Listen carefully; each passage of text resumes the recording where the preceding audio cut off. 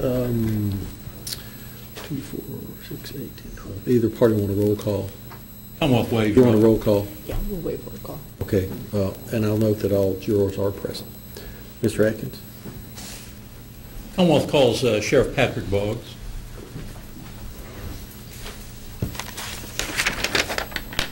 If you raise your right hand, please, sir, do you swear from the testimony you're about to give you the truth, the whole truth, and nothing but the truth? Yes, sir. Right.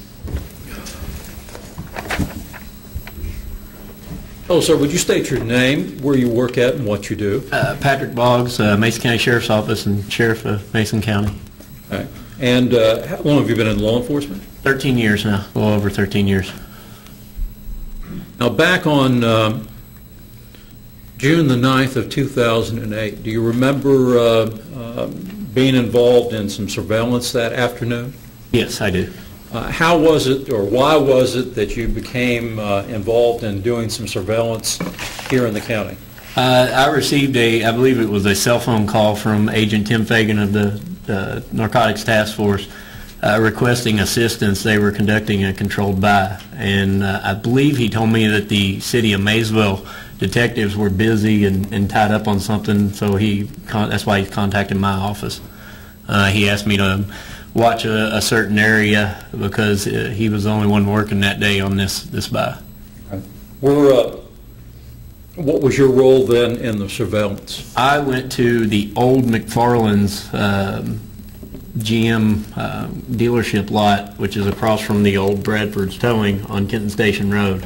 I positioned myself with the front of my vehicle facing towards Bradford, so I was backed into, I believe it's the vocational school now, looking at the old Bradford's tow lot. Was that a marked or unmarked vehicle? It was an unmarked white Crown Victoria. And in that location, what area were you able to observe? Basically Kenton Station Road, and I was there for backup if something were to go wrong with the controlled buy, and Agent Fagan was relaying information to me as far as what was going on with the buy. Okay. And in your position, were you able to see location, and I don't have the street number in front of me, but a house on Kenton Station Road? I did not have direct visible sight to that residence. Okay. Were you on the lookout for a particular vehicle or type of vehicle? Yes, Agent Fagan had advised me what type of vehicle that left the house. There's 2 vehicles, I believe, that I was watching for that day. Okay. And do you remember what kind of vehicle it was? One was a black SUV. The other, actually there was 3. There was a black SUV. There was some sort of Jeep. I think it was a Wrangler. And the other was a Dodge pickup truck, maroon in color. And do you remember if a cooperating witness was in one of those vehicles? No, I do not remember that. You just remember some vehicles? Right. Okay. Let's go to the truck that you were talking about. Did you observe the truck? I did observe, I believe it was two-tone, a maroon maybe and gray, Dodge pickup truck. I believe it was, if it wasn't an extended cab, it was a 4-door. It was a extended cab of some sort. To what extent, I don't know, right? I can't remember. It would have been east on Kenton Station Road, so it came towards the nursing home from the hospital direction and passed right in front of me. I can remember 2 occupants for sure. I don't know if any more were in the vehicle or not. Okay. Did you have any other units, law enforcement officers and vehicles, assisting you with the surveillance? I contacted Deputy Hull. He was working that day, and I knew he was available and not on a call to head towards that area. Excuse me. In case, you like a drink of water? No, I'm good. In case his assistance was needed, and at one point he responded. Okay. Did you, in observing this vehicle, this truck, did you ask Deputy Hull to do anything with regard to that vehicle? I advised him that they went towards the nursing home, but then a few minutes passed and they went back towards the hospital on Kenton Station Road too. That same truck did. And I don't recall at what point, but yes, I did contact Deputy Hall and advised him of the description of the vehicle after Agent Fagan had told me they had left the residence. Okay. And did you ask Deputy Hall to attempt to make a traffic stop? Yes. Were you advised at some point that a traffic stop had occurred? Yes, he advised me, I believe it was close to Vonderhaar's on the AA, close to the bridge access road, that he had made that stop, and immediately I backed him up. I believe I was the first one on the scene. Okay. Back up. Would you tell the jury what you observed when you first arrived at the road there on the shoulder of the AA?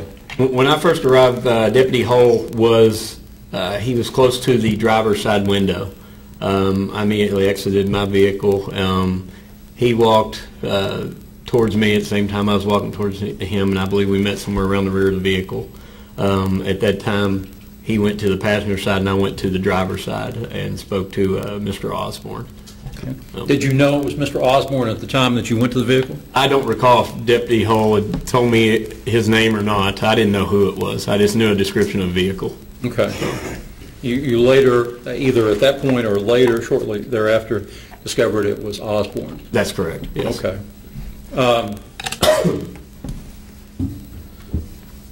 What exchange, if any, did you have with the driver who was Mr. Osborne?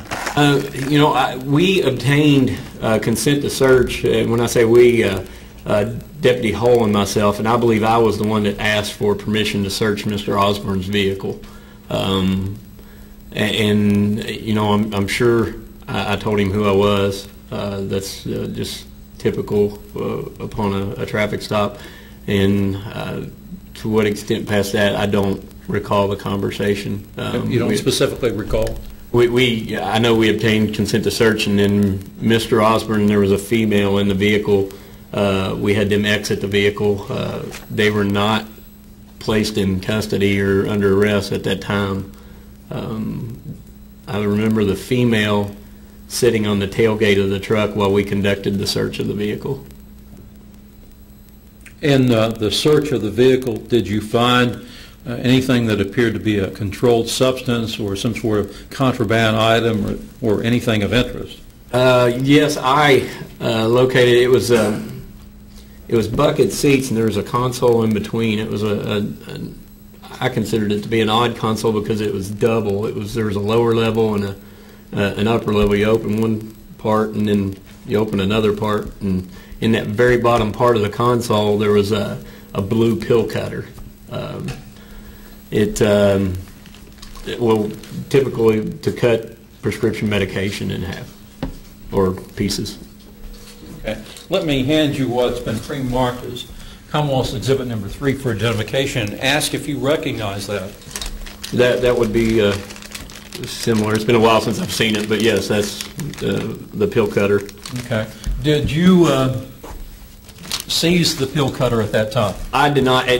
I believe Agent Fagan was on the scene at that time, and being his investigation, I pointed it out to him where it was, and I believe he took it into custody. Okay. So you told Agent Fagan that you'd found that and where it was? Correct. Okay. Did you conduct a search of anything else there in the vehicle? I know I looked around in the vehicle. I think that was the extent of what I found in the vehicle. Okay. Did you have any more contact with the driver, Mr. Osborne? I don't recall having any more conversation. I left that traffic stop and went to another one from the black SUV that was at the vehicle. So there was enough officers at that scene. Okay. Were you present when Agent Fagan arrived then? Yes, I was. At the Mr. Osborne's traffic stop scene, I was present when Agent Fagan. Did you take part in any interaction with Agent Fagan, yourself, and Mr. Osborne? Any conversation? I don't recall that, no. Okay. At some point, then you left to go to a different traffic stop. That's correct. Do you remember what traffic stop that was related to? It was one of the other vehicle that was at this residence where the controlled buy was conducted. It was a black SUV, as best I can remember. I remember the last name of the driver was a Davis. I believe it was Landon Davis. Okay. And do you know who made that traffic stop? It was either Detective Fuller from the City Police Department or it was Sergeant Gollenstein with my office. Okay. And what did you do when you went to that traffic stop? Just assisted. Again, a consent to search was already obtained by the time I got there, and I assisted in the search and the securing of the people that were in the vehicle at that time. Okay. Did you assist in doing field sobrieties with the folks that were there, or assist in transportation of anybody? I did not transport. I believe I read the implied consent to the driver near the hospital that day. He was arrested for DUI. Okay. Did you have any other involvement with this case? No, that was the extent of my involvement. Did you go through the defendant's billfold? Well, I think it was Tim Fagan or Darren Hull. I was on the driver's side, and I remember seeing a billfold loose in the truck. Whether it was in the console or laying out where it was, I cannot recall. I can remember Tim Fagan matching buy money that he had provided to his informant up to his photocopy, and him saying, we've got our buy money or something. That's fine. Thank you, sir. Password. Good afternoon, Sheriff Hall. Good afternoon.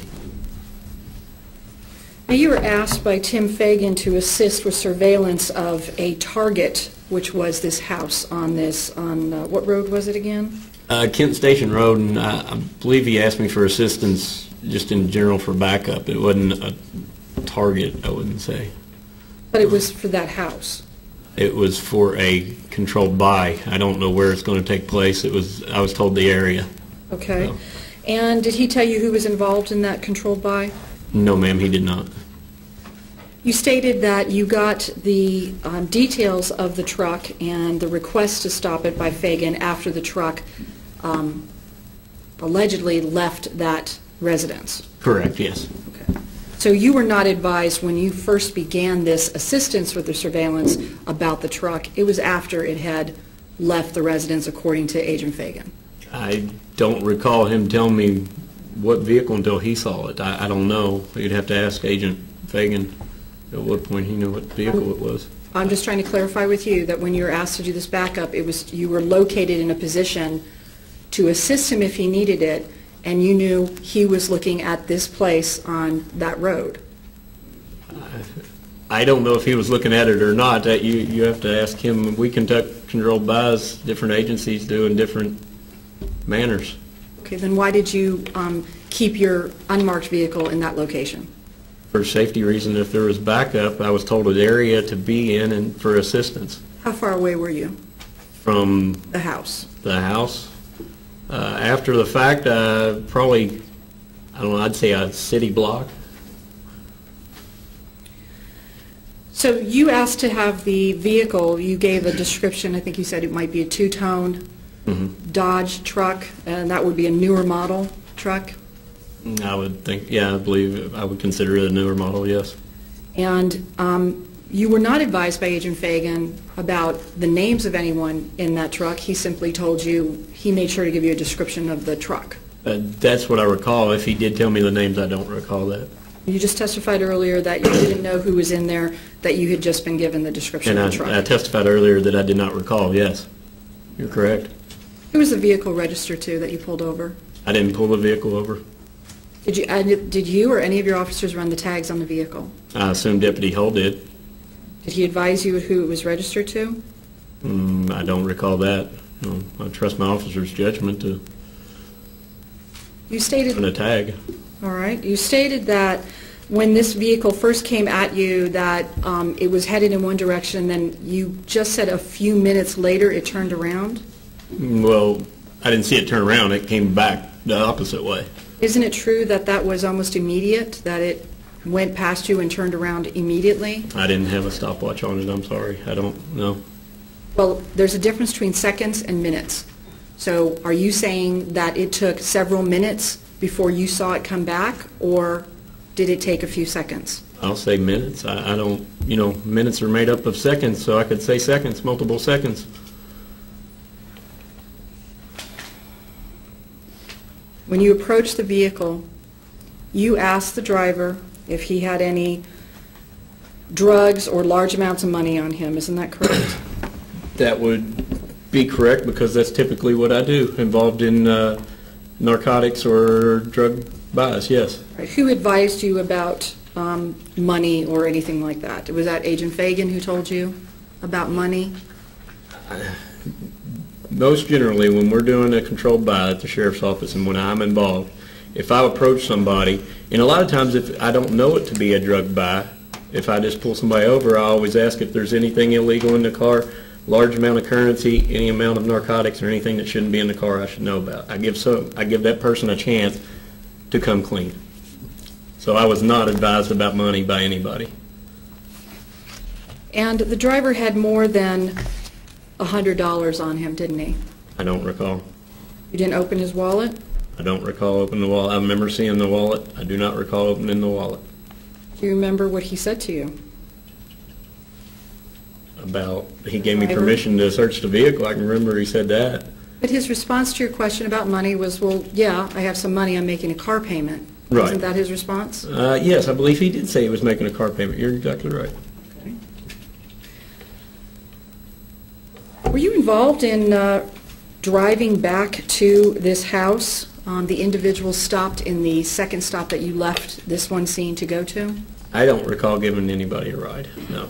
I remember meeting Sergeant Gollenstein near the hospital to read an implied consent of the driver. So you don't know what officer gave them a ride back to this house? I would think it would be on dispatch log. If it was me, then it would be on dispatch log, because that is all radio trafficked out. When you arrived at that scene, we had Landon Davis there, is that correct? That's the only name I recall. Was there a man and a woman There was another there? male and one female for sure, and I think a child. A toddler? I don't recall the age. A child, yes. But- And a car seat. And a car seat? I believe there's a car seat, yes. And had you been advised by Agent Fagan about this vehicle and these people as well? That it was at the residence, so it was, if it was at the residence where a controlled buy was, in suspicion of drug activity. You called Child Protective Services? Did I? No, ma'am. Did you instruct any of your officers to do that? Did I instruct any of my officers? No. Do I know if Ken Fuller or Detective Fuller or if Sergeant Gollenstein did? I do not know. Would it surprise you to hear that they weren't called and that an officer drove these people back to the very house where a drug buy just took place? No, it wouldn't surprise me, because if that officer's discretion revealed that they were, the people in the car besides the driver were okay to take care of that child, it would not surprise me one bit.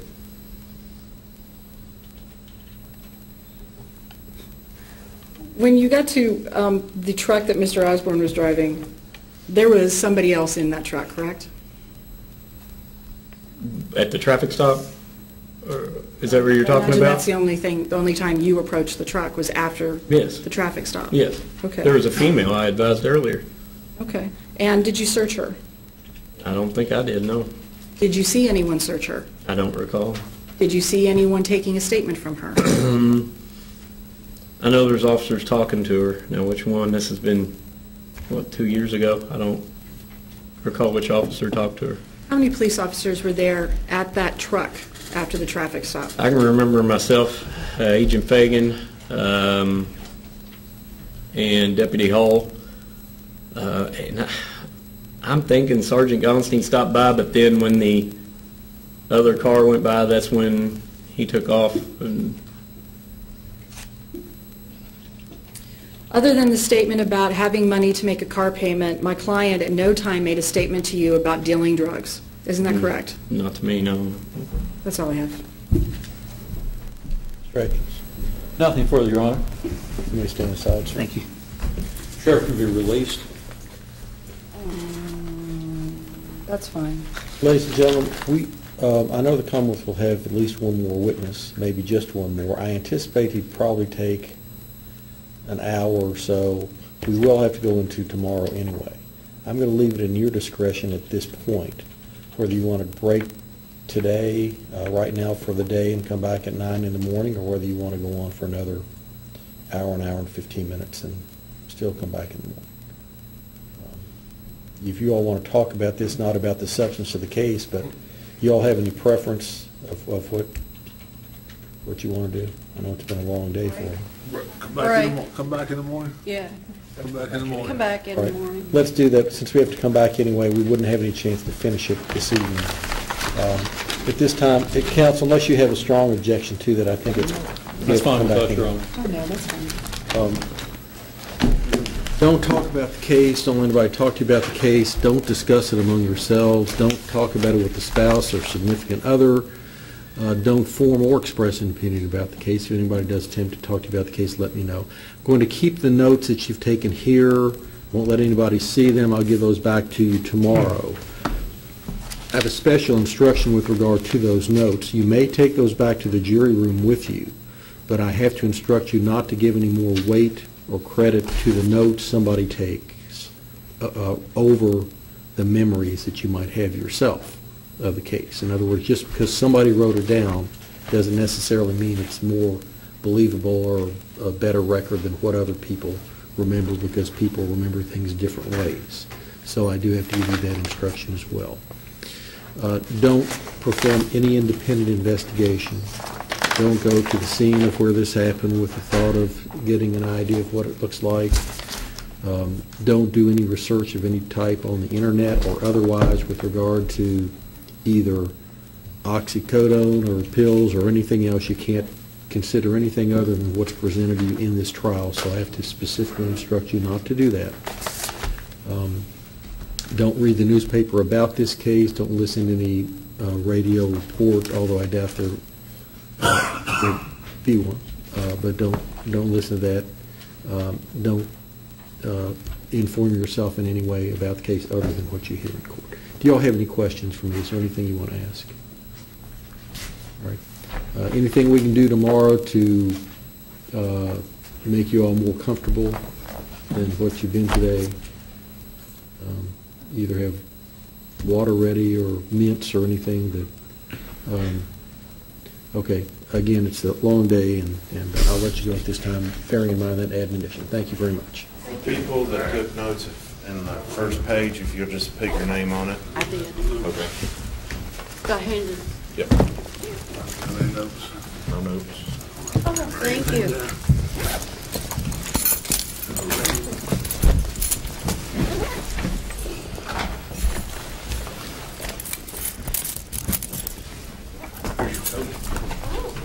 Thank you.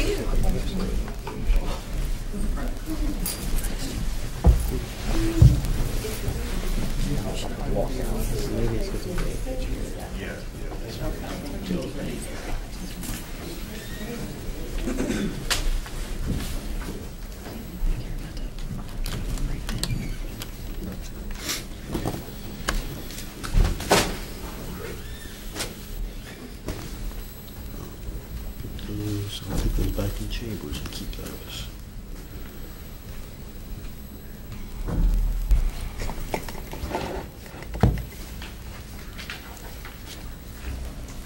I believe all the jurors. Are anything else we need to do today? No, Your Honor. All right. Again, particularly if there are any unusual type instructions, I like to see those ahead of time so I can do research. And again, I don't let either side know what instructions have been tendered unless you all want me to do that. But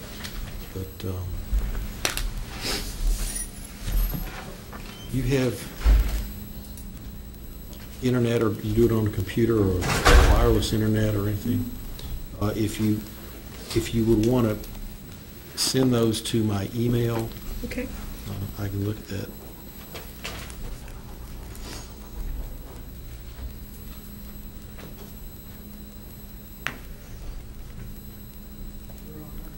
Yes, ma'am. exhibits 9 and 10. Am I going to be? Those are the only ones that have been vetted.